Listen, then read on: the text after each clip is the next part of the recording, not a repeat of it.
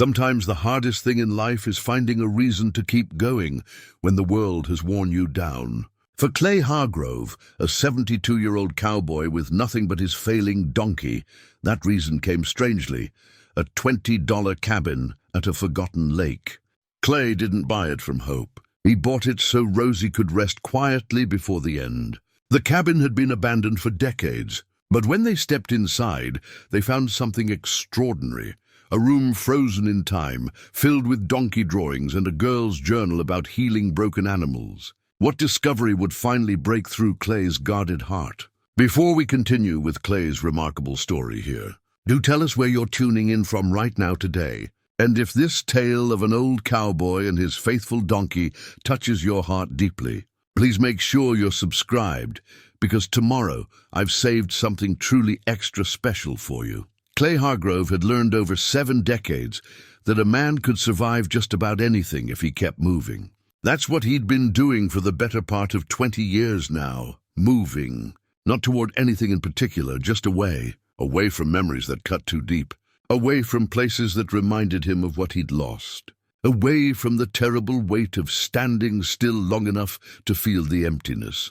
The saddle strapped across Rosie's back told its own story, if you knew how to read leather and time. 40 years of use had worn the seat smooth as riverstone. The tooling along the edges had faded to ghost patterns. 3 different sets of stirrup leathers marked 3 different horses across 3 different decades. The horn leaned slightly left from that day in Wyoming when a spooked Mustang had nearly torn it clean off.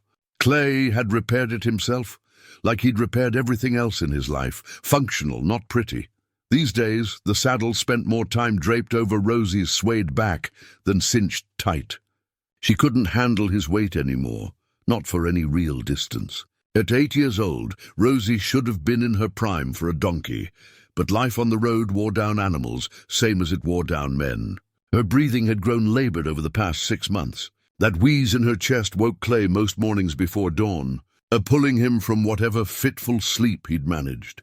They'd been together since she was barely weaned, a scraggly thing he'd traded a week's wages for outside Billings.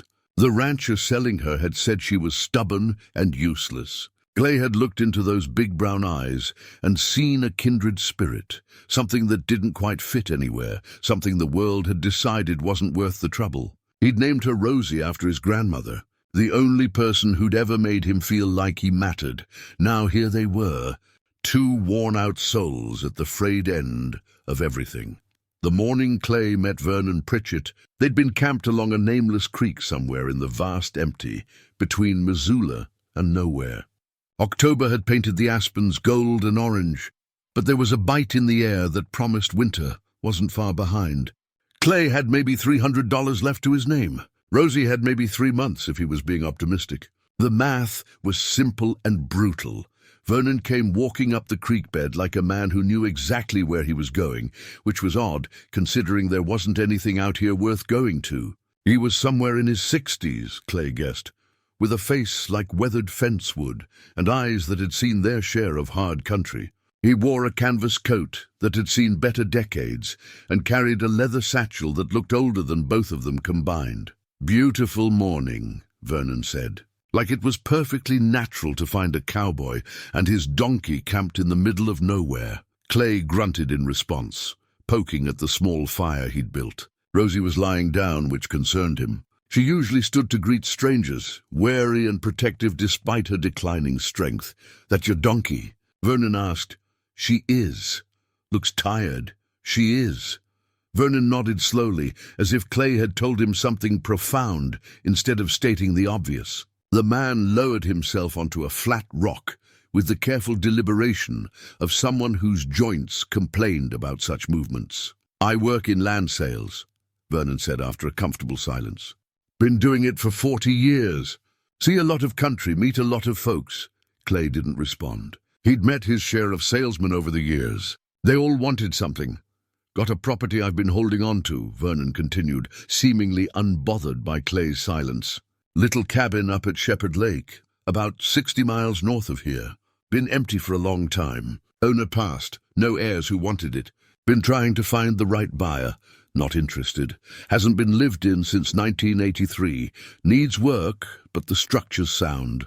Got about 2 acres. Backs right up to the water. Quiet, private, good grass for livestock. Clay glanced at Rosie. She'd closed her eyes, her sides moving in that labored rhythm that kept him awake nights. I don't have money for property. Vernon pulled a folded paper from his satchel and studied it like he was seeing it for the first time, though Clay suspected the man had that document memorized. Owner left specific instructions about the sale. Price is set at $20. Clay stopped poking the fire. $20. That's right. For a cabin and 2 acres, lakefront property, Vernon added, as if that mattered at that price. There had to be a catch. Contaminated land. Disputed title. Some legal nightmare waiting to swallow a man whole. Clay had lived long enough to know that when something seemed too good to be true, it usually was. What's wrong with it? Clay asked. Nothing wrong with it, Vernon said carefully. Just need someone who will appreciate it for what it is. Someone who understands that some places have meaning beyond their market value. Clay studied the man's weathered face, looking for the angle. Everyone had an angle. Why me? Vernon stood slowly, brushed off his pants, and looked at Rosie with an expression Clay couldn't quite read. Sadness, maybe. Or recognition. Because you came with a donkey, Vernon said simply. He pulled out a business card and set it on the rock where he'd been sitting. Think about it. Offers good through the end of the week. After that, I move on to the next name on my list. He walked back down the creek bed the same way he'd come, unhurried and certain. Clay watched until the man disappeared around the bend, then looked at the card. Vernon Pritchett, land agent, a phone number. Nothing else. Rosie opened her eyes and made a soft sound, somewhere between a sigh and a wheeze. Clay crouched beside her, running his hand along her neck. Her coat felt rough and dry under his palm, not the soft sleekness of a healthy animal. How many mornings had he woken expecting to find her cold and still? How many times had he counted her breaths in the dark, waiting for the pause that wouldn't end? What do you think, girl? He asked quietly. Want to see a lake? She didn't answer, of course. But when he helped her stand a few minutes later, she leaned into him with a trust that broke something in his chest. This animal, this stubborn, failing donkey, was the only living thing in the world that depended on him. The only thing that needed him to keep going. That night, lying in his bedroll under stars that seemed too bright and too far away, Clay thought about the cabin. $20. He'd spent more than that on feed and farrier work in the past month. Even if it was falling apart, even if it was worthless, it would be shelter. 4 walls and a roof. A place where Rosie could rest without him having to watch the horizon for the next move. The truth settled on him, like the frost that would come in a few hours. He wasn't buying it for himself. He was buying it so Rosie could have a peaceful place to die. The decision, once made, felt inevitable. He'd spent 20 years running from stillness, from the permanence of grief, from the awful weight of remaining in one place long enough to remember. But for Rosie, he could stop. For her, he could endure the standing still. 3 days later, Clay found a payphone outside a gas station and called Vernon's number. The man answered on the second ring like he'd been waiting. I'll take it, Clay said. Good, Vernon replied, and Clay could hear the smile in his voice. Meet me at the Millbrook General Store tomorrow at noon. It's a small town, you can't miss it. I'll have the paperwork ready. The transaction took 15 minutes. Vernon had everything prepared. Deed, transfer papers, keys that looked like they'd been cut during the Roosevelt administration, though Clay wasn't sure which Roosevelt. He counted out $20 in worn bills, and Vernon counted them back with the solemnity of a much larger transaction. There's one thing, Vernon said as he handed over the keys. The cabin has history, personal history. You'll understand when you get there. All I ask is that you respect it. Not planning to tear anything down, Clay said. That's not what I mean. Vernon studied him with those knowing eyes. Just keep an open mind. The place has a way of showing you what you need to see. It sounded like mystical nonsense, but Clay didn't argue. He had his keys, his deed, and a destination. That was more than he'd had in years. The journey to Shepherd Lake took 2 days. Clay walked beside Rosie the whole way, letting her set the pace. She'd always been stubborn about being ridden, and these days she didn't have the strength anyway. They followed old logging roads and deer trails, navigating by instinct and the occasional road sign. The land changed as they climbed into the high country. Dense pine forest gave way to open meadows rimmed with aspen. The air thinned and cooled. Clay found himself watching Rosie carefully, worried that the altitude would strain her already compromised breathing. But if anything, she seemed to perk up as they climbed. Her steps came a little easier. The wheeze in her chest quieted slightly. Maybe it was just wishful thinking on his part. They reached the lake on the afternoon of the second day. The water stretched out still and dark, reflecting the mountains that ringed the far shore. A dirt road, more suggestion than actual thoroughfare, wound along the water's edge. Vernon had given him directions, but they proved unnecessary. Only one structure stood along this section of shoreline. The cabin emerged from the trees, like something from a faded photograph. Small, maybe 20 feet square, built from logs that had weathered to silver grey. The roof was covered in old cedar shakes, many missing, some sprouting moss. The porch sagged slightly on one side. The windows were intact, but filmed with decades of dust and condensation. Dead leaves had drifted against the foundation in miniature mountains. It was exactly what $20 could buy. A structure, a shelter, a place to stop.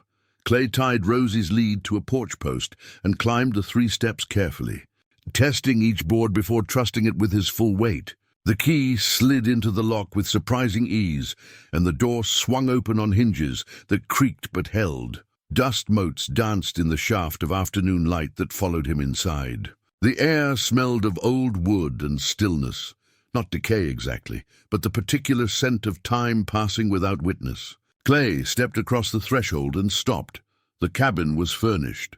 Not abandoned, not stripped, furnished. Like someone had just stepped out for the afternoon and would return by supper. A small kitchen occupied one corner, with a wood stove and a sink that probably hadn't seen running water in decades. A table and 2 chairs sat before a window overlooking the lake. A worn couch faced a stone fireplace, and in the far corner a doorway stood open to what must be a bedroom. Behind him, Clay heard the soft clip of hooves on wood. He turned to find Rosie had pulled free of her tether and followed him inside. She walked across the main room slowly, her head turning to take in the space, and then continued directly to the bedroom doorway. She stopped there, looking in, and made a sound Clay had never heard from her before. Soft, almost questioning. Clay joined her at the threshold and understood.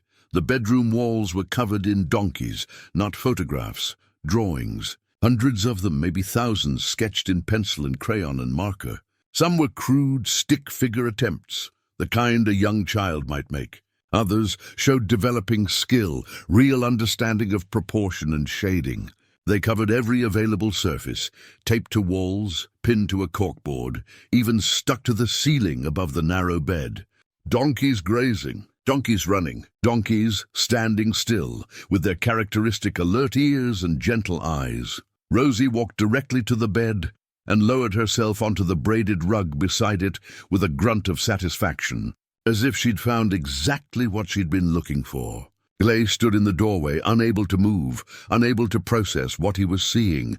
The room itself was small, maybe 10 by 10. A single bed pushed against one wall, covered in a quilt that had faded from what might have been bright colors to muted pastels. A small desk sat beneath the window, facing out toward the lake. Bookshelves lined another wall, sagging under the weight of their contents. A dresser with a mirror occupied the remaining corner, its surface covered with more drawings and small ceramic animals, mostly donkeys. But horses and dogs, too. The calendar hanging beside the door showed October 1983, 42 years frozen in place. Clay forced himself to step inside. The floorboards creaked under his weight, the first human footsteps this room had heard in decades. He moved to the bookshelves first, drawn by simple curiosity. The spines read like a veterinary library. Large animal medicine, equine care and treatment. The Donkey Companion, basic veterinary science for young readers. Mixed among them were children's books, the kind with worn covers that spoke of repeated reading. Black Beauty, Misty of Chincoteague, all creatures great and small. Someone had loved these books, had studied them. On the desk, beneath a layer of dust that his finger left tracks through, lay a spiral notebook. The cover was decorated with stickers, stars and rainbows, and inevitably donkeys. Written across the front in careful child's handwriting, Emma's Dream Book. Clay's hand hesitated above it. This felt like trespass, like opening a door he had no right to open. But Rosie made that soft, questioning sound again from her spot on the rug, and somehow that gave him permission. He opened the notebook to the first page. The date at the top read March 15th, 1980. The handwriting was large and uneven. The letters formed with intense concentration. My name is Emma Rose Hargrove, and I am 8 years old. Daddy says if I want to be a veterinarian like him, I have to practice writing down what I see. So this is my dream book, where I will write about all the animals I help. Today, I helped Daddy with a horse that had a cut on its leg. I held the bandages and talked to the horse so it wouldn't be scared. Daddy said I did good. When I grow up, I want to have a place where I can help all the animals that nobody else wants to help. Especially donkeys, because they are the kindest and everybody thinks they're stubborn, but they're just smart. Clay's throat tightened. He turned to the next page and found a drawing of a horse with a bandaged leg. Then another entry dated a week later about a dog with ticks. Then a cat with ear mites. Then a donkey, the first of many, who'd been left behind when its owners moved away. He kept reading. The entries spanned 3 years, from 1980 to 1983. The handwriting grew more confident. The medical observations became more detailed. Emma's dream became clearer with each page. She wanted to create a sanctuary for animals that others had given up on. She wanted this cabin to be that place. She documented everything. The stray dog she'd found with a broken paw, the fox caught in a fence, the barn owl with a damaged wing, and donkeys, so many donkeys. She wrote about their intelligence, their loyalty, their capacity for trust, despite mistreatment. She sketched them with increasing skill, capturing not just their appearance, but something essential about their nature. April 3rd, 1982. Found another donkey today. The man at the ranch said she was too old and too mean. But I know she's just scared.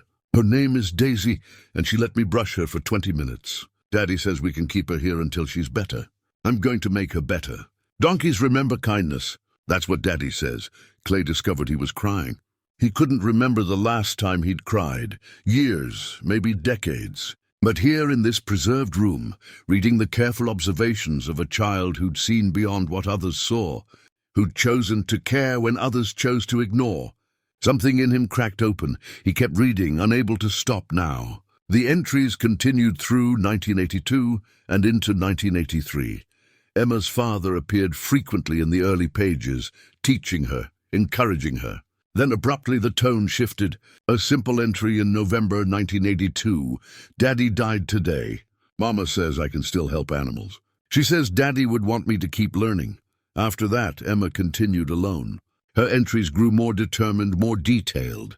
She studied her father's veterinary books. She practiced bandaging on her stuffed animals. She created care schedules for the strays that found their way to the cabin. The walls of her room became a gallery of her patients, each drawing a testament to a life she'd touched. The final dated entries came from October 1983. Emma's handwriting had grown shaky, harder to read. The medical observations now included herself, not feeling good today. Mama says I have to rest, but the donkeys still need feeding. And then Dr. Sanders came. He says I have to go to the hospital. I told him I can't leave the animals. He says they'll be okay. I don't think he understands. The last entry was dated October 17, 1983. Just 5 sentences, written in a hand that trembled across the page. I'm very tired now. Mama says it's okay to rest. I hope someone will take care of the donkeys when I can't anymore. I hope they remember that every life matters, even the ones other people give up on. Tell them I tried. The rest of the pages were blank. Clay sat on the edge of the bed, the notebook open in his lap. Rosie had closed her eyes, her breathing slow and steady. Dust motes hung in the light from the window. The whole room felt suspended, held in the amber of time, waiting. Vernon's words came back to him. The place has a way of showing you what you need to see. This hadn't been random. The $20 price, Vernon's odd questions, the insistence on someone with a donkey, none of it was random. This cabin, Emma's room, her dream book, it had been waiting. For 42 years, it had been waiting for someone to find it. For someone who would understand. For someone like him. Clay looked at the drawings on the walls, at the veterinary books on the shelves, at the notebook in his hands. Emma had been 12 when she died. 12 years old, and she'd understood something he was only beginning to grasp, that caring for broken things could give life meaning. That kindness persisted beyond death. That some dreams were bigger than the people who dreamed them. He thought about the past 20 years. The running! The isolation. The determination to never care about anything deeply enough that losing it could hurt him again. He'd thought he was protecting himself, but all he'd done was hollow himself out. He'd become a ghost haunting his own life. Emma had chosen differently. Even knowing she was dying, she'd kept caring. She'd kept hoping someone would continue what she'd started. Clay closed the notebook carefully and stood. He walked to the window and looked out at Shepherd Lake. The water reflected the late afternoon sky, turning gold as the sun moved west. He could see Rosie in the window's reflection, still resting on the rug behind him. His worn reflection stared back at him, a 72-year-old man at the end of his rope, in a dead girl's bedroom, holding her dream book. But something had shifted in his chest. Some weight he'd been carrying had eased just slightly. For the first time in 2 decades, he felt something other than the dull ache of endurance. He felt purpose. He felt impossibly hope. "Okay, Emma," he said quietly to the empty room. "I'll try." Behind him, Rosie opened her eyes and looked directly at him, as if she'd been waiting for exactly those words. The first night in the cabin, Clay slept on the couch in the main room. It seemed wrong somehow to take the bed in Emma's room, though he couldn't have articulated why. Rosie remained on the braided rug beside Emma's bed, settling in like she'd lived there her whole life. When Clay checked on her before dawn, she was sleeping more peacefully than he'd seen in months. He spent that first morning making the place livable. The wood stove still worked, though it took some coaxing and a thorough cleaning of the chimney. The sink had been connected to a cistern that caught rainwater, but the system had long since dried up. He'd need to haul water from the lake until he figured out something better. The furniture was dusty but solid, real craftsmanship from an era when things were built to last. The cabin's small pantry held only mouse droppings and the husks of long-expired canned goods. But the structure itself was sound. Clay had lived in far worse places over the years. This had walls that didn't leak, a roof that mostly held, and windows that let in the morning light. By frontier standards, by drifter standards, it was paradise. By the second morning, Rosie was standing on her own without his help. The change was subtle but unmistakable. She walked to the porch without prompting and stood looking out at the lake, her ears forward in that alert, interested way he hadn't seen in months. The wheeze in her chest seemed quieter. Clay told himself not to hope. Animals could rally before the end. He'd seen it before. A brief improvement that fooled you into thinking recovery was possible right before they faded for good. But watching Rosie nose through the high grass around the cabin, actually interested in grazing, he felt something dangerous kindle in his chest. That afternoon, he began reading Emma's dream book from beginning to end.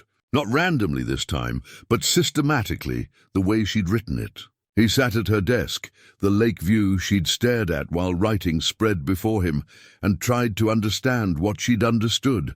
Her observations were remarkable. She documented symptoms, treatments, outcomes. She'd noted which remedies worked and which didn't. She'd learned from her father, and then, after he died, from the veterinary books she'd studied with a child's fierce determination. It was a record of practical care, distilled into careful handwriting and simple drawings. When a donkey won't eat, check the teeth first. They hurt, but they won't show it. Donkeys are proud. Respiratory problems need steam. Make them breathe warm, moist air. Daddy showed me how. Talk to them while you work. They need to know you're trying to help, not hurt. Clay found himself turning to the veterinary books, cross-referencing Emma's notes. The books confirmed what she'd observed. Here in this small cabin, a dying child had taught herself the basics of animal medicine. She'd become a healer. In the closet of Emma's room, he discovered something that made his hands shake, a small canvas bag with a red cross painted on the side. Inside, carefully organized, was a child's version of a veterinary kit. Rolls of gauze, some stiff with age, but still usable. Small bottles of ointments and antiseptics, their labels faded but legible. A thermometer, scissors, a few basic instruments whose purpose Clay could only guess at.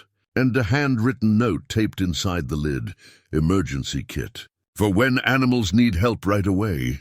Check supplies every month. Be prepared. Love, Emma. She'd been 12 years old. 12 and already thinking like a professional. Already planning for emergencies. Already committed to being ready when help was needed. Clay took the kit to the main room and set it on the table. He opened Emma's book to a section about respiratory care and began reading carefully. The wheeze in Rosie's chest had been getting worse for months. He'd accepted it as inevitable decline, the way he'd accepted most things in his life as unchangeable facts to be endured. But Emma's notes suggested otherwise. Steam therapy for chest congestion. Fill a bowl with hot water. Add pine needles if you have them. Create a tent with a blanket so they breathe it in. Do this twice a day until breathing improves. It seemed too simple. But Emma had documented success with 3 different donkeys using this method. She'd drawn careful diagrams showing how to position the animal, how long to maintain the treatment, what signs of improvement to watch for. Clay looked at Rosie, who'd come back inside and was resting in Emma's room again. The donkey met his eyes with that patient, trusting expression that never failed to undo him. "What do you say, girl? Want to try something?" That evening, he set up Emma's treatment exactly as she'd described. He heated water on the wood stove, added pine needles he'd gathered from around the cabin, and created a makeshift tent using an old blanket. Rosie tolerated the process with better grace than he'd expected, standing still while the fragrant steam rose around her head. He did it again before bed, and again first thing in the morning. By the 3rd day, the wheeze had noticeably quieted. By the 5th day, Rosie was breathing more freely than she had in half a year. Clay sat on the porch and cried again. This time not from grief, but from the terrible, wonderful weight of possibility. Maybe there was something he could do. Maybe the end wasn't inevitable. Maybe Emma's dream could actually help. On the 6th day, he walked into Millbrook to buy supplies. The town was small, the kind of place that had probably peaked in population around 1950 and been declining slowly ever since. One main street, a general store, a gas station, a church, a handful of houses scattered among the pine trees. The kind of place where everyone knew everyone, and strangers were immediately obvious. The general store smelled of coffee and wood polish. An older woman stood behind the counter, maybe Clay's age, with grey hair pulled back in a practical bun and glasses on a chain around her neck. She looked up when the bell above the door chimed, and her expression shifted from polite curiosity to something more complex. "Help you?" she asked. "Need some supplies," Clay said. "Basic groceries. Some kerosene if you have it. We have most things." She began pulling items from the shelves as he listed them, but her eyes kept returning to his face. Finally, she set a can of beans on the counter and said, "You're staying at the old Hargrove cabin?" It wasn't a question. "That's right. I'm Margaret Dawes. I own this place." She paused, seemed to be weighing something. "I knew Emma and her parents before." Clay nodded slowly. "In a town this size, of course people would remember. Of course they'd know about the cabin, about the family that had lived there, about the girl who died. I'm Clay Hargrove, though no relation that I know of. Just a coincidence." Margaret's eyes widened slightly. "Hargrove? Really?" "Really?" She was quiet for a moment, then resumed gathering his supplies. Emma was special. Everyone here knew it. She had a gift with animals. People would bring her strays, injured things. She'd work miracles in that little room of hers. Margaret's voice softened. When she died, something went out of this town. Her mother tried to keep going, but the grief was too much. She followed Emma within a few years. The cabin's been empty since then. 42 years. Vernon Pritchett, he's Emma's mother's cousin, he's been holding it. Said the family had specific wishes about what should happen to it, but he never would say what. Margaret looked at him directly. Until now, I guess. Clay paid for his supplies, feeling the weight of her scrutiny. As he turned to leave, she called after him, "Mr. Hargrove, if you're planning to stay, you should know. Folks around here still remember Emma's dream. If you're of a mind to honor it, you won't be alone in that effort." He nodded and left, his arms full of supplies and his head full of questions. But one thing had become clear. Emma's dream hadn't died with her. It had simply been waiting for someone to come along and breathe life back into it. Maybe, impossibly, that someone was him. A week into his stay, while cleaning Emma's room more thoroughly, Clay found the shoebox under her bed. It was battered at the corners, held together with yellowed tape, and surprisingly heavy. When he lifted the lid, he understood why. Photographs. Dozens of them, maybe over 100. All Polaroids with that distinctive faded quality of instant film from the 70s and early 80s. He carried the box to the kitchen table where the light was better and began going through them one by one. They told a story more complete than any written record could. Emma as a toddler, gap-toothed and grinning, holding a barn cat almost as big as she was. Emma at maybe 5 or 6, standing beside a tall man with kind eyes. Her father, clearly, the same gentle expression visible in his face. Emma at 8, 9, 10, always with animals. Dogs and cats, yes, but so many donkeys. Different donkeys, in different states of health and happiness. One photograph showed Emma, maybe 11 years old, with her arms around the neck of a grey donkey. The animal's ribs showed through its coat, evidence of neglect or abandonment, but its eyes were calm. Emma was talking to it, her mouth caught mid-word, her expression intense with concentration. Someone had written on the white border, "Emma with Jasper, Day 1. Clay shuffled through and found another photo of the same donkey, this one dated 3 months later. The ribs no longer showed. The coat gleamed. The donkey stood proud and healthy, and Emma beamed at the camera with pure joy. "Jasper going to his new home," read the caption. There were dozens of these pairs, before and after. Broken and healed, lost and found. Each one a testament to Emma's dedication, her ability to see past the damage to the creature that could be saved. Near the bottom of the box, Clay found photographs of Emma's parents. The father he'd glimpsed in earlier photos, a veterinarian if Emma's journal was accurate. The mother was smaller, darker-haired, with the same intense eyes as her daughter. In one photo, all three stood on the cabin's porch, Emma between them, everyone squinting into what must have been bright sunshine. They looked happy. They looked whole. Clay set that photograph aside and continued until he found what he somehow knew would be there. The final pictures. Emma in a hospital bed, thin and pale, but still smiling. Still surrounded by drawings of animals taped to the walls. Her mother sitting beside her, holding her hand, grief already etched into every line of her face, even though Emma still lived. And one last photo, Emma's empty room, preserved exactly as she'd left it, taken from the doorway. The perspective was odd, as if the photographer couldn't bear to step fully inside. On the back, in shaking handwriting, her dream. Someone will continue it. Has to, the mother's words, her hope. Her certainty that Emma's work mattered enough to transcend death.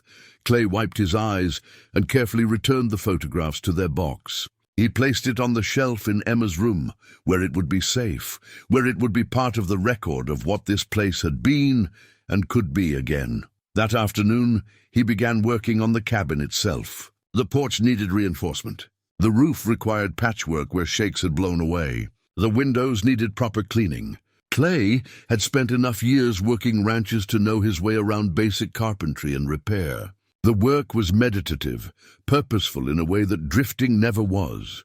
Rosie watched from the yard, grazing on the high grass that grew in abundance around the cabin. Her improvement continued to amaze him. The steam treatments had helped, but he suspected it was more than that. Maybe it was the good grass, rich with nutrients. Maybe it was the rest after months of constant movement. Maybe it was simply that she'd found a place that felt right. The way animals sometimes knew things humans couldn't explain. Or maybe, Clay thought as he hammered a loose board back into place, maybe it was Emma's presence that lingered here. Maybe some places really did hold on to the love that had been poured into them. Maybe donkeys could sense that, even across decades. He worked through the afternoon, pausing only when the sun began its descent toward the western peaks. The temperature dropped fast once the direct sunlight faded, a reminder that winter wasn't far off. He'd need to split firewood, stock the pantry, prepare for snow that would likely isolate the cabin for weeks at a time.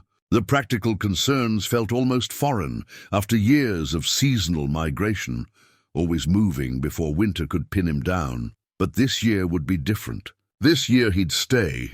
For Rosie. For Emma's dream. For reasons he was only beginning to understand. He was carrying an armload of wood to the porch when he first saw the dog. It emerged from the tree line maybe 50 yards away, moving with the careful hesitation of an animal that had learned to be wary. Medium-sized, some kind of mixed breed, with shepherd ancestry visible in its ears and posture. Its left front paw didn't touch the ground properly, not held up entirely, but favoring it, limping. The dog stopped when it saw Clay, ready to bolt. They regarded each other across the distance, while Rosie lifted her head from grazing, curious but unconcerned. "Go on," Clay called. "Nothing for you here." But even as he said it, he was thinking of Emma, thinking of her journal entries about the strays that found their way to the cabin, about her philosophy that every life mattered. Thinking of those before and after photographs, the transformations she'd documented. The dog didn't leave. It sat down carefully, favoring that front leg, and watched him with intelligent eyes. Clay cursed under his breath, set down the firewood and went into the cabin. He emerged a minute later with a piece of the dried meat he'd bought in town and a bowl of water. He set both on the edge of the porch and retreated inside. Through the window, he watched the dog approach cautiously. It was thin, not starving, but definitely hungry.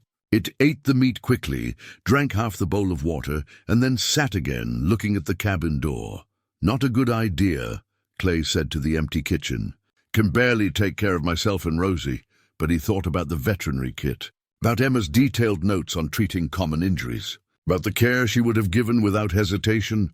He went back outside with more food. This time he sat on the porch steps, making himself smaller, less threatening. The dog watched him carefully. "Come here," Clay said quietly. "Let me see that paw." It took 20 minutes of patience and slow movements, but eventually the dog crept close enough for Clay to examine the injury. A deep cut on the pad, infected but not severely. Something easily treatable if done right. Clay went back inside and returned with Emma's veterinary kit. He cleaned the wound with antiseptic, applied ointment, and wrapped it in gauze. All techniques Emma had documented in her careful handwriting. The dog tolerated the treatment with remarkable patience, as if it understood help when offered. When Clay finished, the dog licked his hand once, then settled on the porch with a deep sigh. Within minutes, it was asleep, just for tonight, Clay told it. Tomorrow you move on. But he didn't believe his own words. He'd seen the way Rosie had wandered over to sniff the sleeping dog, had accepted its presence without alarm. He'd felt the old, familiar pull of responsibility, the weight and gift of being needed. Emma would have kept the dog. She would have given it a name, treated its injury, found it a home, or kept it herself. She would have seen another life that mattered. Clay looked down at the sleeping animal and sighed. "Scout," he said quietly. "Your name is Scout." The dog's tail thumped once against the porch boards, as if in agreement.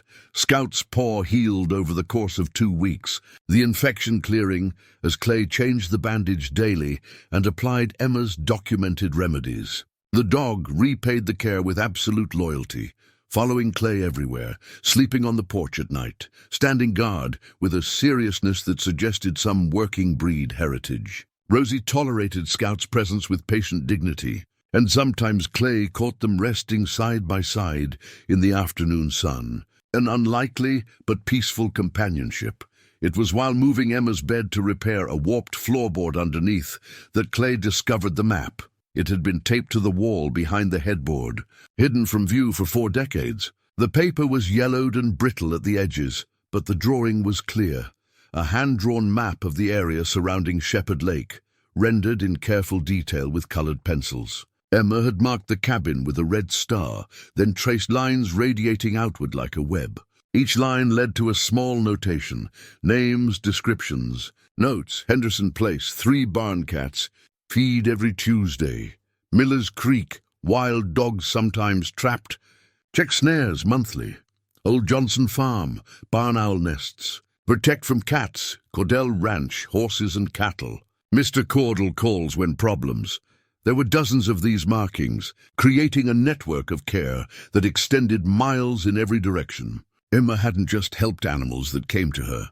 She'd actively sought them out, created routes and schedules, built a system to ensure nothing was overlooked. At 12 years old, she'd been operating a 1-person rescue operation across an entire region. Clay traced the routes with his finger, awed by the scope of what she'd attempted. Most of the places she'd marked probably didn't exist anymore, or had changed hands enough times that no one remembered a little girl who'd checked on their animals 40 years ago. But the map revealed something important. Emma's dream hadn't been passive. It had been active, organized, determined. He was studying the map, trying to match its landmarks to his mental picture of the area, when Scout started barking. Not the aggressive bark of a threat, but the alert bark of a visitor. Through the window, Clay saw a dusty pickup truck making its way down the overgrown road to the cabin. The man who climbed out was probably in his mid-60s, lean and weathered in the way of people who'd spent their lives working outdoors. He wore jeans worn white at the knees, a flannel shirt, and a cap advertising some feed company. He stopped when he saw Clay emerge from the cabin, his expression cautious but curious. "Help you?" Clay asked. "I'm Hank Cordell. Ranch about 3 miles northwest of here." The man gestured vaguely in that direction. "Heard someone was living at the old Hargrove place. Wanted to see for myself." Clay recognized the name from Emma's map. Cordell Ranch. One of her regular stops. Clay Hargrove. No relation to the family, far as I know. Hank's eyebrows rose. "That right? Same name, though." "That's something." He looked past Clay to where Rosie stood watching from the yard. "That your donkey?" "She is. Pretty animal. Looks healthy." Hank's gaze moved to Scout, then to the repaired sections of the cabin, then back to Clay. "You planning to stay?" "I am." Hank nodded slowly, processing this information. Then his expression shifted, became more vulnerable. "I knew Emma and her folks. I was younger then, just starting out with my own place. Emma used to come by regularly, check on my horses. Never asked for anything, just wanted to make sure they were okay." He paused, clearing his throat. "Haven't thought about her in years, but seeing this place lived in again, it brings it all back." "She kept detailed records," Clay said. "Found them in her room. Your ranch is on her map." "Her map?" Clay gestured for Hank to follow and led him inside to Emma's room. He showed him the map on the wall and watched the man's face work through a series of emotions: surprise, sadness, something like wonder. "Lord," Hank said quietly. "She documented everything." She did. They stood in silence for a moment. 2 men of similar age looking at a child's careful work, feeling the weight of time and loss. "I have a situation," Hank said finally. "Got a calf with an infection in her hind leg. Called the vet out of Missoula, but he can't come until next week, and I'm worried she won't last that long. Can't really afford an emergency call anyway, times being what they are." He looked at Clay. "Margaret Dawes mentioned you might have Emma's books, her medical kit. I know it's asking a lot, and you don't know me from Adam, but I'll look at her," Clay said. The relief on Hank's face was immediate. "Really, I can pay you something not necessary. Just show me where she is." 20 minutes later, Clay knelt beside a young heifer in Hank's barn, Scout sitting alert nearby, while Hank held a lantern overhead. The calf's right hind leg was swollen around a deep puncture wound, probably from a nail or piece of wire. The area was hot to the touch, clearly infected, and the calf's eyes showed the dull pain of an animal suffering. Clay opened Emma's veterinary kit and pulled out her journal, flipping to the section on infections. Her handwriting guided him. Clean wound thoroughly. Remove debris. Apply antiseptic. If swelling, severe hot compress first to draw out infection. Patience. Animals know when you're trying to help. He worked slowly, methodically, doing exactly what Emma had documented. The calf flinched but didn't fight, as if she understood his intent. He cleaned the wound, applied the antiseptic Emma had recommended, wrapped the leg in a clean bandage. It wasn't sophisticated medicine, but it was practical care based on sound principles. Change the bandage twice a day, Clay told Hank. Keep it clean and dry. If the swelling doesn't start going down in 3 days, you'll need that vet. But you think she'll be okay? Clay thought about Emma, about her confidence that simple care consistently applied could work miracles. I think she's got a good chance. As he packed up the kit to leave, Hank said, "You know, Emma used to say that the animals around here were lucky because people cared about them. I think maybe we're the lucky ones now, having you here. I'm just following her instructions. Maybe. But you showed up. That's what matters." Hank walked him back to his truck. "Word's gonna spread, you know. People will remember Emma's dream. They'll come asking for help." Clay thought about the map, about the network of care Emma had built, about how one person could make a difference that rippled out beyond their own life. "Let them come," he said. The pressed flowers were inside Emma's Bible, carefully preserved between sheets of wax paper. Clay discovered them while searching the bookshelf for more of her veterinary notes. The Bible was old, leather-bound, and when he opened it, dried petals drifted onto the desk like confetti from the past. Each flower had been labeled with Emma's meticulous care. A small tag accompanied each specimen, noting the date, location, and most remarkably, the animal it represented. Indian paintbrush, June 12, 1981, found near Miller's Creek with the injured fox. She lived. Wild lupine, September 3, 1980. Grew by the road where I found the abandoned puppies. Columbine, May 15, 1982. Daddy's favorite flower. He taught me to press them the week before he died.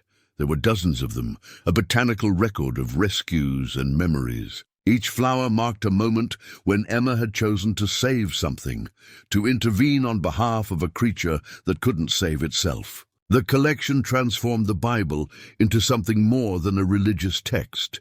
It became a testament to lived faith, to the belief that every life held sacred value. Clay sat at Emma's desk, carefully examining each pressed flower, reading each notation. The attention to detail, the care taken to preserve these small moments. It spoke to who Emma had been. Not just a child who loved animals, but someone who understood that bearing witness mattered, that remembering mattered.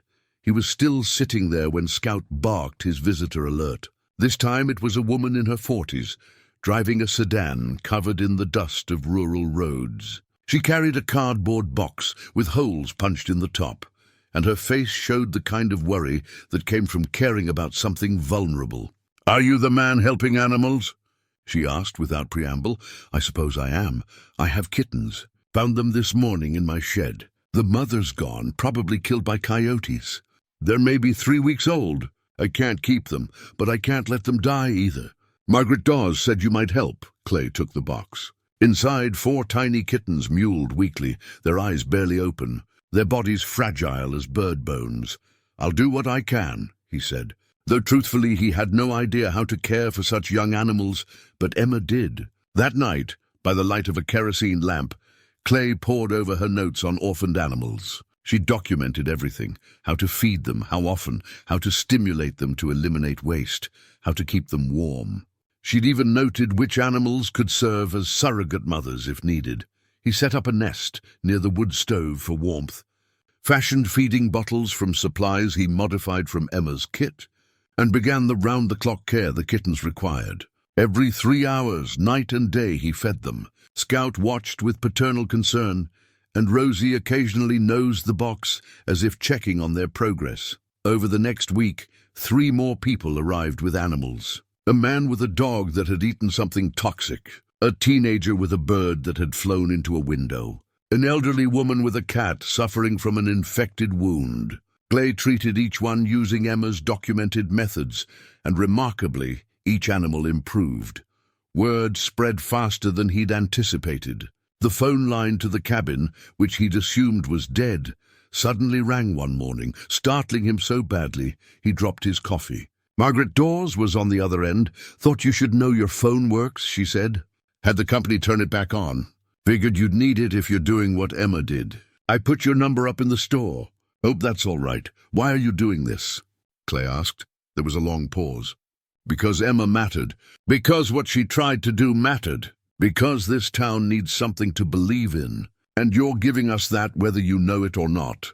The next day, Margaret appeared at the cabin with a station wagon full of supplies. Animal feed, medical supplies, basic groceries. She refused payment. "Consider it an investment," she said, "in something good." She stayed for coffee, and over the kitchen table, she told Clay more about Emma's family. How Emma's father had been the only veterinarian for 50 miles. How he'd often treated animals for free when families couldn't pay. How Emma had absorbed that generosity, had learned that service was its own reward. How her mother had been a teacher who'd instilled in Emma the discipline of documentation, the importance of leaving a record. And then Emma got sick, Margaret said quietly. "Leukemia.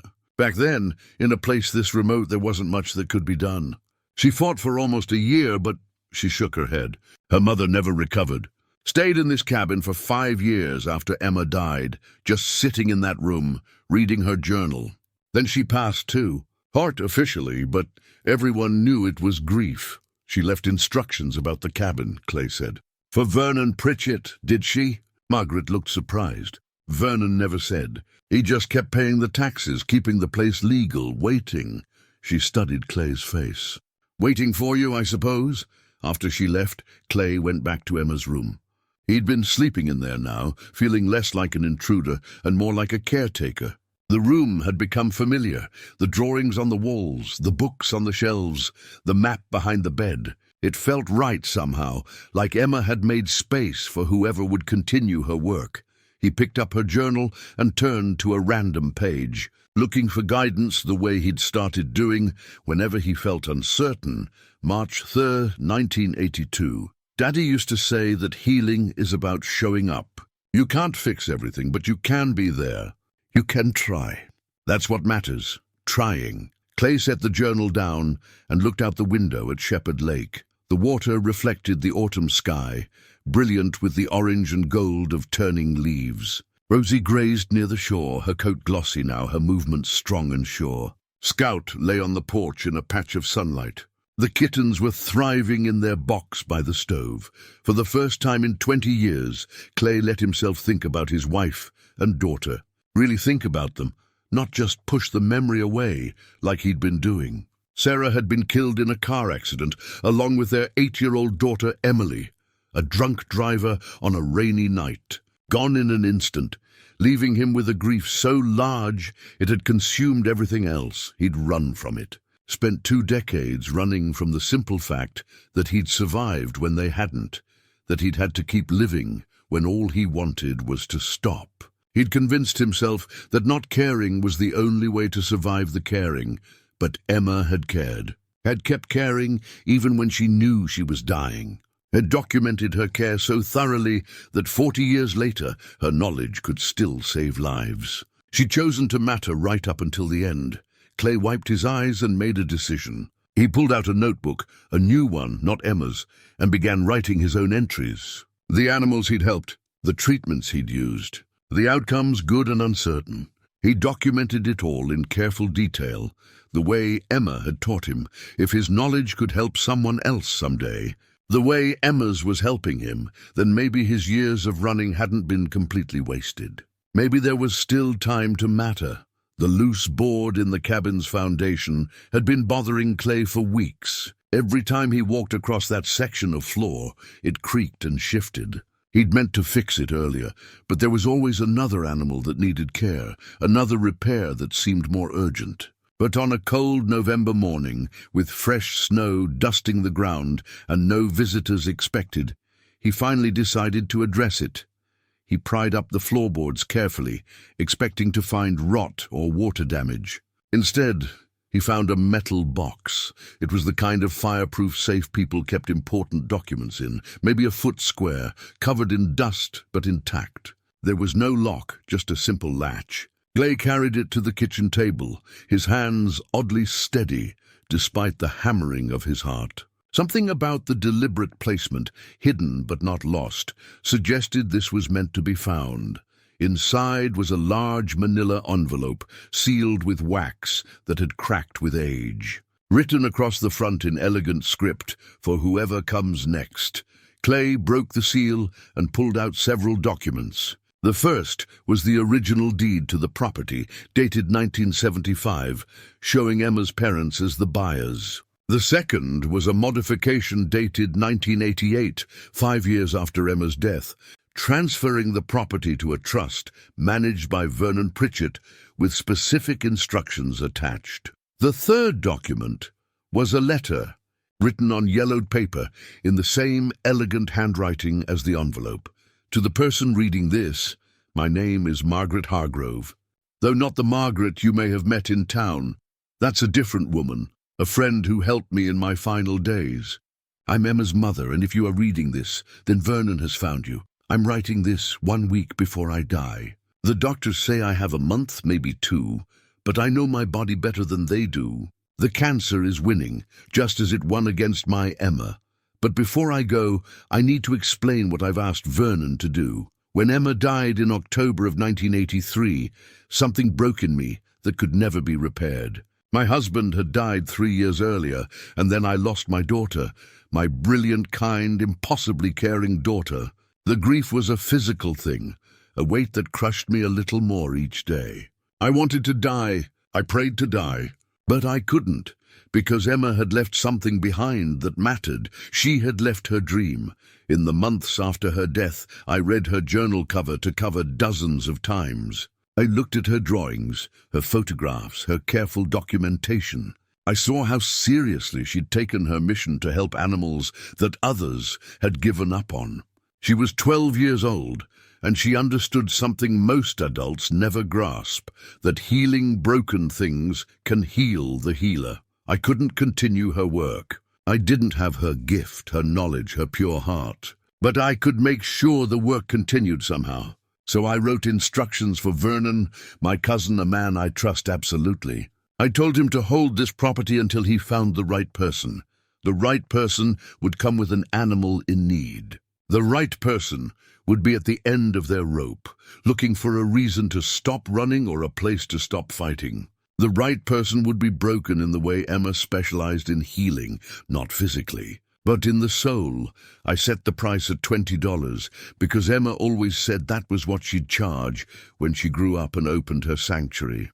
$20, she'd say, so people know it's worth something, but not so much they can't afford it. Vernon was to watch and wait. He was to travel the back roads and forgotten places, looking for someone who fit the criteria. And he was to make it seem like chance, like luck, because sometimes people can only accept help if they don't realize they're being helped. If you are reading this, you are that person. You came to this cabin broken, probably believing you were doing something kind for an animal, when really you were looking for a reason not to give up. You found Emma's room, her journal, her dream, and something in you responded to it. Something in you recognized the truth Emma knew, that we heal by healing others. I need you to understand that this wasn't manipulation. It was faith. Faith that Emma's dream was powerful enough to survive her death. Faith that the right person would recognize it and honor it. Faith that brokenness seeks healing, even when we don't know we're seeking it. You were chosen because you came with an animal that needed help. You were chosen because Vernon saw in you what I asked him to look for, someone who needed this place as much as this place needed someone. You were chosen because Emma's dream deserves to live. I don't know who you are. I don't know your story, your pain, your reasons for running or hiding or giving up. But Emma would know. She had a gift for seeing past the surface damage to the creature underneath. She would see you, really see you, and she would want to help, so let this place help you. Let Emma's dream give you purpose. Let the animals you save you in return. That's how it works. That's what Emma discovered before she died. That's what she wanted this cabin to be, a place where the broken could come and find healing by healing others. I'm leaving all of Emma's materials, her books, her journal, her kit, her maps, her photographs. Everything she learned, everything she documented, is now yours. Use it, honor it, add to it. Someday, someone else will find what you've left behind, just as you found what Emma left behind. That's how we transcend death. That's how we continue. Vernon has promised me he'll wait as long as it takes. He'll maintain the property, pay the taxes, keep it in trust until the right person comes. It might be 1 year, it might be 40, but he'll wait, because that's the kind of man he is, and because he loved Emma too. If you're reading this, the waiting is over. You are the person Emma's dream was waiting for. Please don't disappoint her. Please don't disappoint me. But most of all, please don't disappoint yourself by running away from the gift you've been given. Every life matters. That's what Emma believed, including yours, with hope and faith.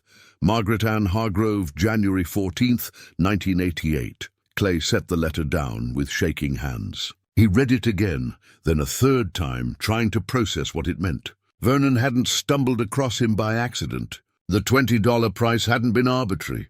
The timing, the circumstances, the specific requirement of coming with an animal, all of it had been orchestrated. He'd been chosen. The thought filled him with a confusion of emotions. Anger at the manipulation, even if it was well-intentioned.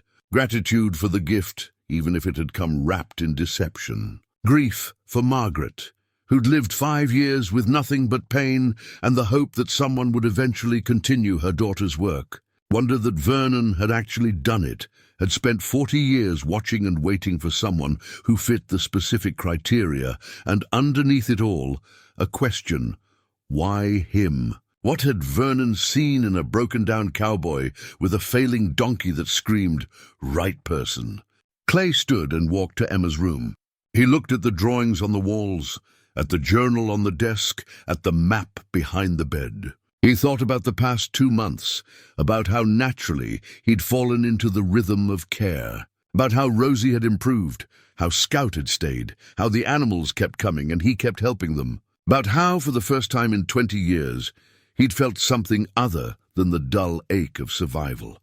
He thought about his wife Sarah and daughter Emily, dead 20 years, about how he'd run from their memory, convinced that caring about anything would lead to more loss, about how he'd hollowed himself out until there was nothing left but forward motion without purpose, and he thought about Emma, dead 42 years, who'd kept caring right up until the end, who documented everything so carefully that her knowledge could still save lives decades later, who'd believed so deeply in the value of every life that her mother had built an entire plan around continuing that belief. The truth settled over him like first snow. He'd needed this place as much as it needed him. Margaret had been right. Vernon had been right.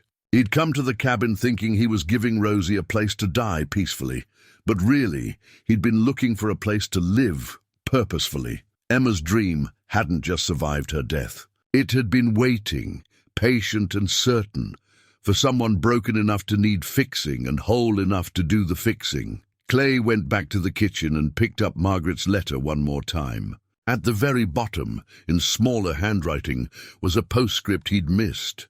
P.S. Emma had a dream 3 days before she died. She described a man with weathered hands and sad eyes who would come with a donkey named Rosie. She said he would remember how to care for things, and that the cabin would help him remember how to care for himself. She was very specific about the donkey's name. I don't know how she knew, but Emma always knew things she shouldn't have known. She said to tell him thank you. So thank you, Clay's vision blurred. He sat down hard in the kitchen chair, the letter clutched in his hands, and let 20 years of grief finally break open. He cried for Sarah and Emily. He cried for Emma and Margaret. He cried for Vernon, spending 40 years keeping a promise. He cried for himself, for all the years he'd wasted running, and then, when the crying stopped, he felt something new.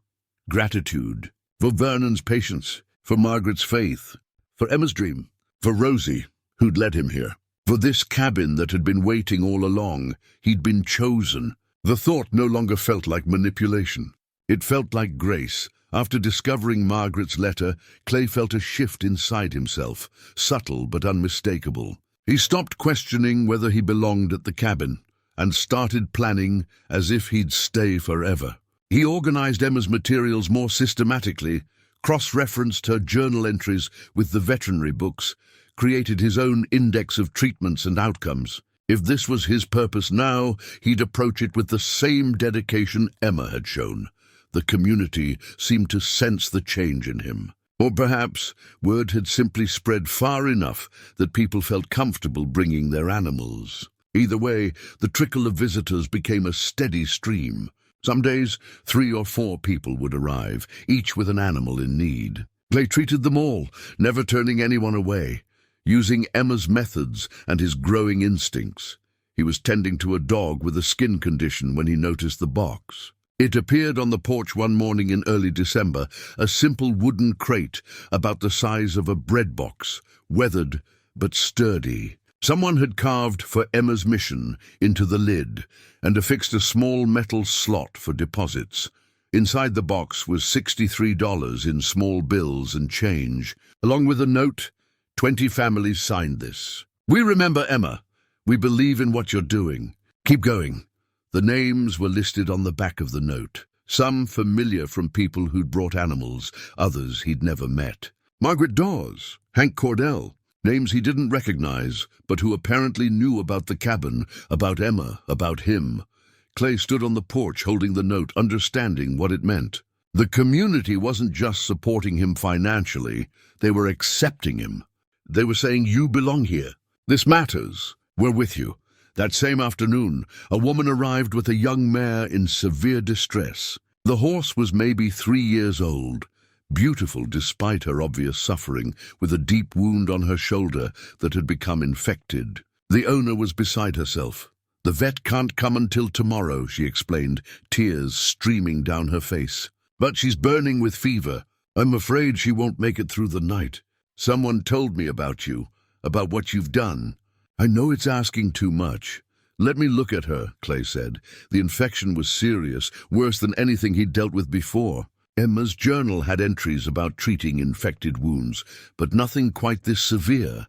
Clay set up in the small lean-to shed behind the cabin, brought lanterns for light, and spread out Emma's entire medical kit along with the veterinary books. Scout seemed to understand the gravity of the situation. He sat at attention near the mare's head, his presence calming. Rosie stood in the shed doorway, watching with those wise brown eyes, as if lending her support. Clay worked through the early evening and into the night. He followed Emma's protocols, cleaned the wound thoroughly, removed necrotic tissue, applied hot compresses to draw out the infection, used the antiseptics and ointments she'd documented. The mare stood trembling, clearly in pain, but somehow trusting the care he provided. "You're doing great," he told her softly, the way Emma had noted in her journal.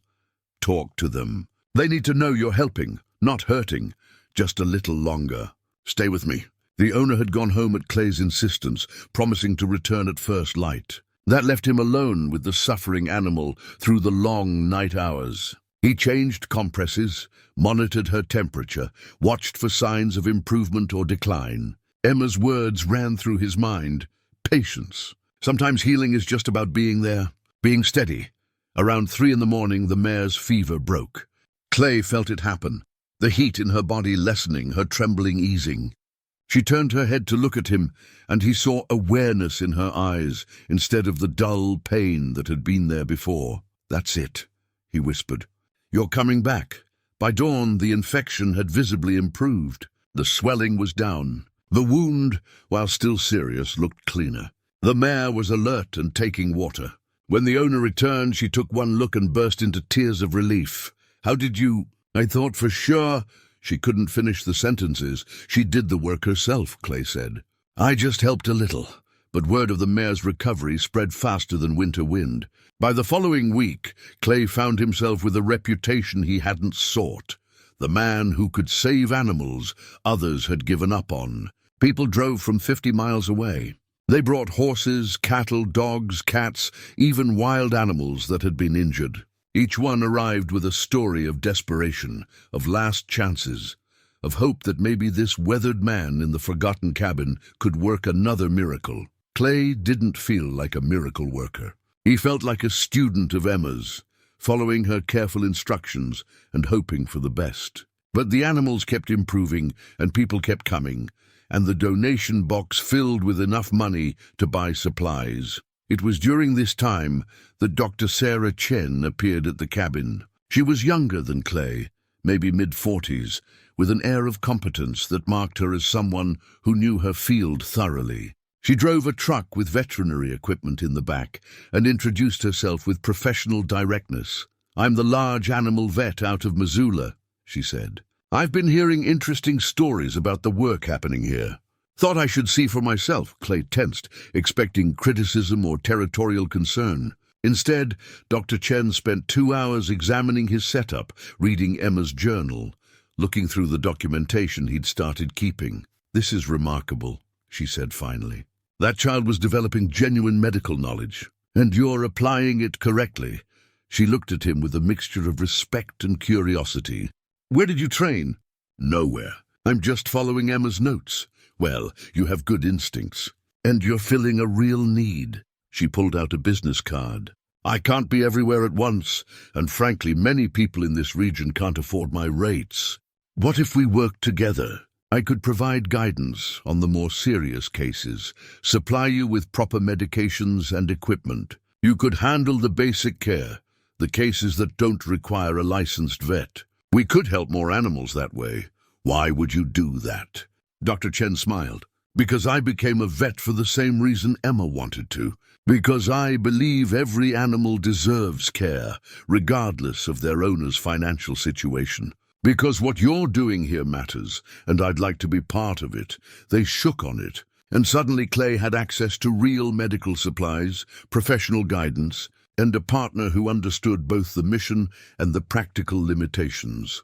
Dr. Chen visited weekly, consulted by phone when needed, and helped Clay handle the cases that exceeded Emma's documented knowledge.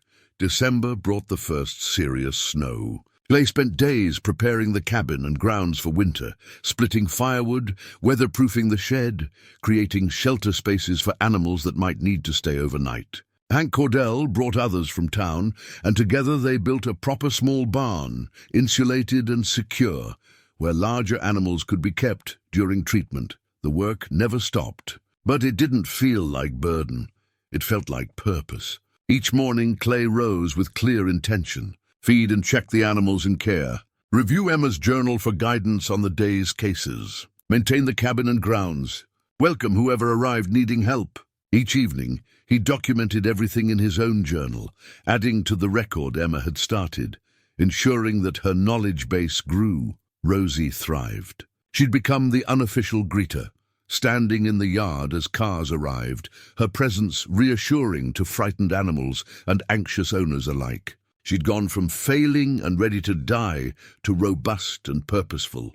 Clay saw his own journey reflected in her recovery.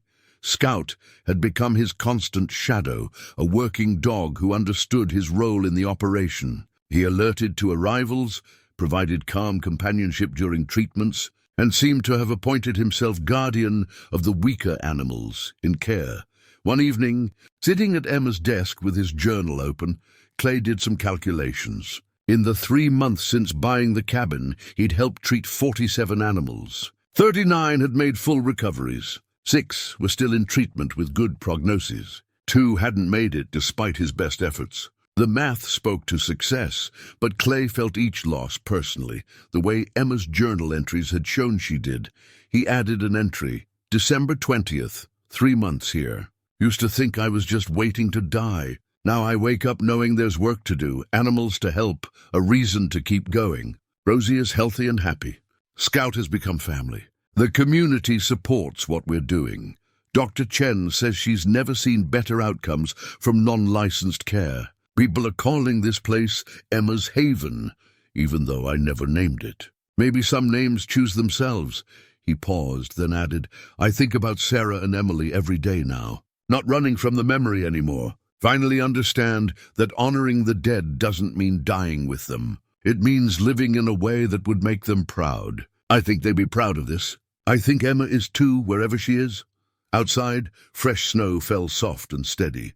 Rosie and Scout were on the porch, keeping watch the way they did every evening. The cabin was warm, the animals were safe, and for the first time in 20 years, Clay Hargrove was home. On a quiet January evening, 4 months after buying the cabin, Clay finally allowed himself to read Emma's final journal entry. He'd avoided it deliberately, saving it the way you save the last bite of something precious, knowing that once it's gone, there's nothing left. But the time had come. He felt ready.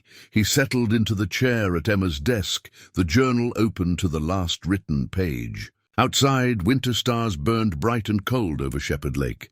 Inside, the wood stove crackled warmth. Scout and Rosie were both in the room, as if they sensed the importance of the moment.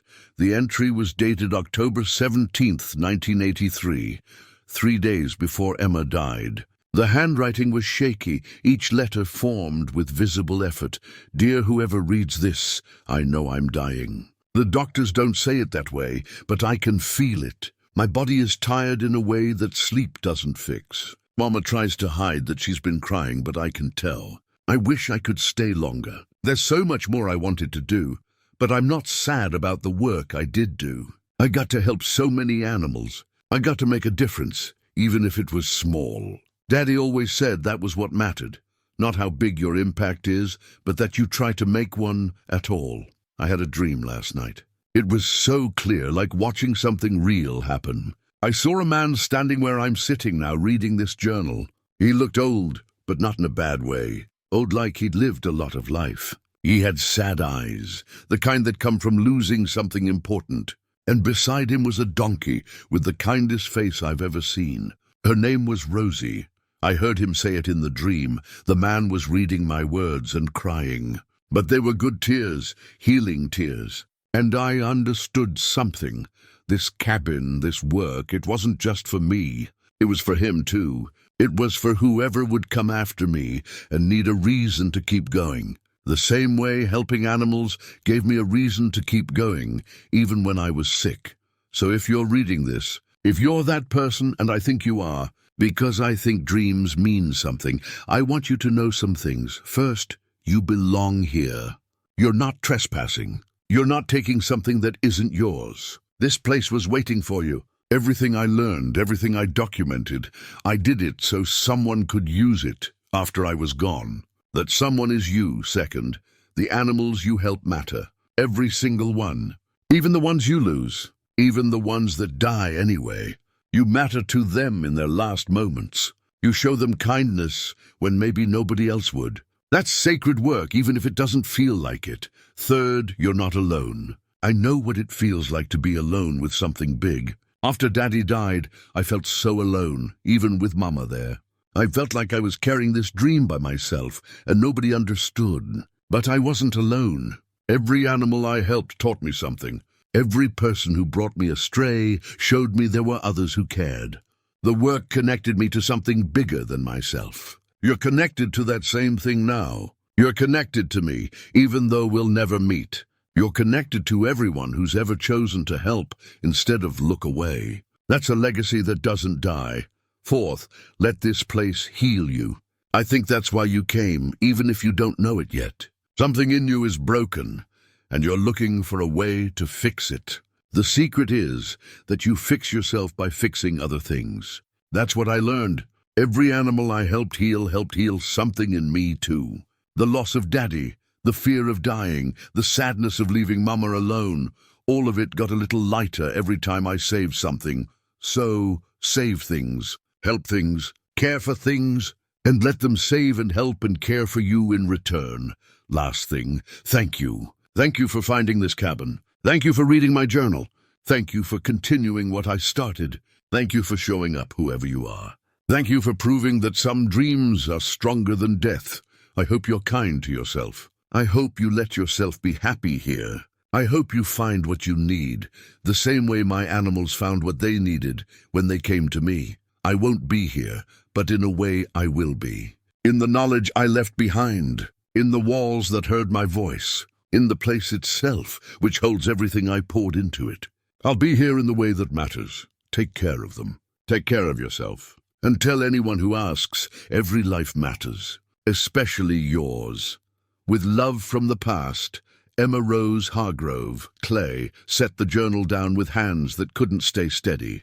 The tears came freely now, streaming down his weathered face, dripping onto Emma's careful handwriting. She'd known, somehow impossibly, she'd known he would come. She'd seen Rosie in a dream 42 years before Rosie existed. She'd described his sad eyes, his life-worn face, his brokenness, and she'd reached across death itself to tell him, "You belong here." He spoke aloud to the empty room, though it didn't feel empty. "I'm here, Emma. I found you. I found Rosie. I found myself." His voice broke. "Thank you. Thank you for leaving all this behind. Thank you for believing someone would come. Thank you for knowing it would matter." Scout moved closer, pressing against Clay's leg. Rosie stood and walked over, resting her head gently on his shoulder, the way she did when she sensed his distress. And in that moment, surrounded by animals in a room decorated with a dead child's dreams, Clay Hargrove felt something he hadn't felt in 20 years. Peace. He belonged here. Not by accident, not by luck, but by design. Emma's design. Margaret's design. Vernon's patient watching. The universe's mysterious way of putting broken people in places where they could heal by helping others heal. He finally understood. This wasn't about Emma's dream surviving her death. This was about Emma's dream saving lives. Not just animal lives, but his life. The life of a man who'd been dying slowly for 2 decades, who'd forgotten what purpose felt like, who'd needed a $20 cabin and a sick donkey to find his way back to living. "I promise," he whispered to Emma's spirit wherever it rested. "I promise I'll keep going. I promise I'll honor what you built. I promise I'll matter the way you mattered." And in the silence that followed, Clay could have sworn he heard a child's voice say simply, "I know you will." Spring came to Shepherd Lake like a promise kept. The snow melted into rushing streams. The aspens budded green, and the grass around the cabin grew tall and sweet.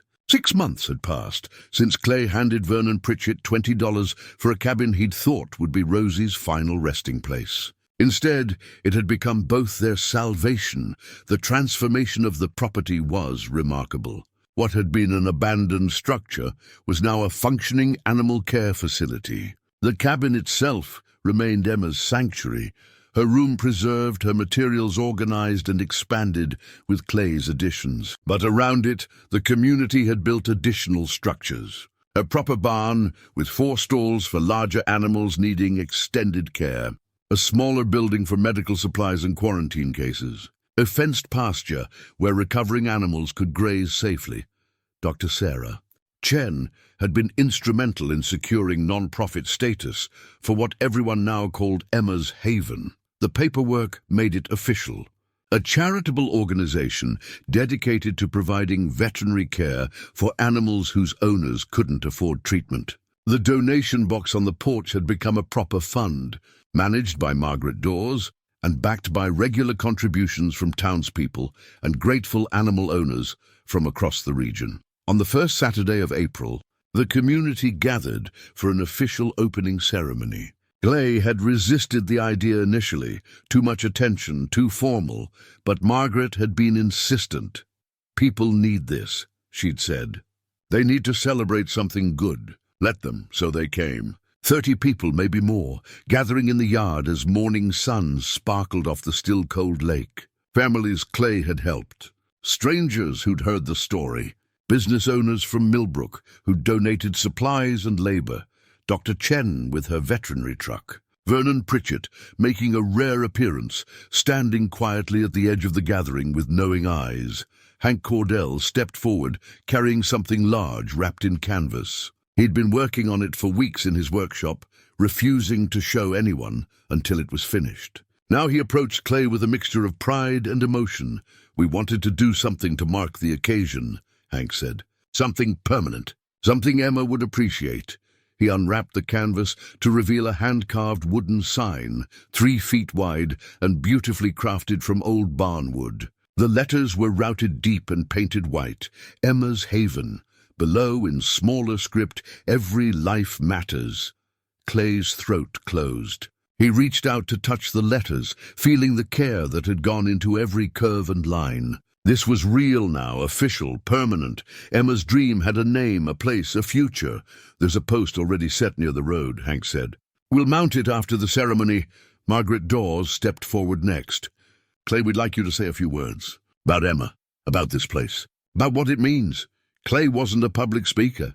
He was a cowboy who'd spent 20 years avoiding people, avoiding connection, avoiding anything that required him to be vulnerable. But these people had given him something invaluable. They'd given him a community. They deserved his honesty. He cleared his throat and looked at the gathered faces. 6 months ago, I came here thinking I was buying a place for my donkey to die. I didn't have hope, didn't have purpose, didn't have much reason to keep going myself." He gestured to Rosie, who stood watching from the porch with Scout beside her. "She saved my life by needing me to save hers. Then I found Emma's room, her journal, her dream. And I realized that sometimes what looks like an ending is actually a beginning." Emma understood that. She knew that healing others heals yourself, that caring for broken things can fix what's broken in you. His voice wavered, but he pressed on. "I'd never met Emma. She died before I was even thinking about the direction my life would take. But she taught me everything that matters. She showed me that legacy isn't about how long you live. It's about what you leave behind that helps others live better. This place, Emma's Haven, it's not mine. It was Emma's, built on her dream, fueled by her knowledge.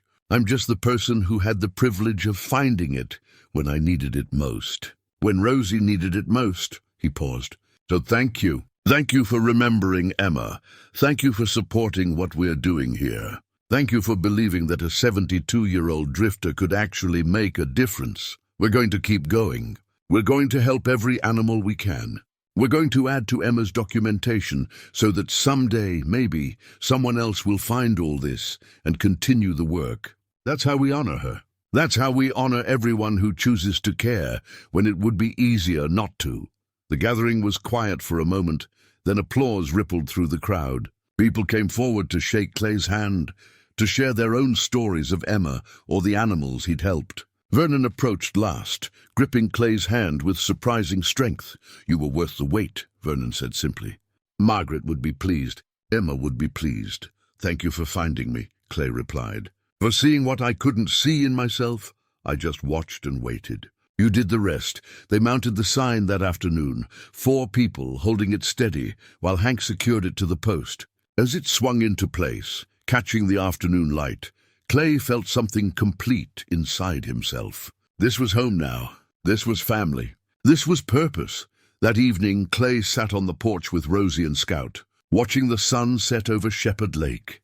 His journal lay open in his lap, and he wrote carefully, "April 6th, Emma's Haven is official." The community came together to celebrate. I tried to thank them but couldn't find adequate words. How do you thank people for giving you a reason to live? He looked up at the stars beginning to appear in the darkening sky. "I think you'd like what this place has become, Emma. I hope wherever you are, you can see it. See that your dream didn't die. See that it saved someone. See that it matters." Rosie made her soft, contented sound. Scout's tail thumped against the porch boards, and Clay smiled, genuinely, completely, for the first time in 20 years. 1 year to the day after Clay Hargrove bought a cabin for $20, he sat at Emma's desk with her journal open before him. He'd read it cover to cover dozens of times now, knew whole passages by heart, but this time he'd brought his own pen. The blank pages after Emma's final entry had waited 43 years to be filled. The time had come. He dated the entry carefully, October 22nd, and began to write in his measured, deliberate script. "My name is Clay Hargrove, and I am 73 years old. A year ago, I bought this cabin thinking it would be where my donkey, Rosie, would spend her final days. I was wrong about so many things. Emma, I want you to know what happened to your dream. Your cabin became exactly what you hoped it would be, a sanctuary for animals that nobody else wanted to help. In the past year, I've treated 114 animals. Dogs and cats, horses and cattle, wild things that stumbled into our care. 89 made full recoveries. 18 are still in treatment. 7 didn't make it despite everything I tried. I documented every single one in my own journal, the way you taught me to. Every life mattered. Just like you said, Rosie is alive and healthy. The donkey I thought was dying thrived here, the same way I thrived here. She greets every visitor now, standing in the yard like she owns the place. Maybe she does. Maybe we both do, in the way that matters, not through ownership but through belonging. I adopted a dog. His name is Scout. He showed up injured, and I treated him using your methods. He stayed, becoming my partner in this work. He seems to know when an animal is frightened and needs calming. He sits with them during treatments, offering the kind of patient presence that makes healing possible. The community embraced what we're doing. They built additional structures, donated supplies, spread word about the sanctuary. A real veterinarian, Dr. Sarah Chen, partners with me now.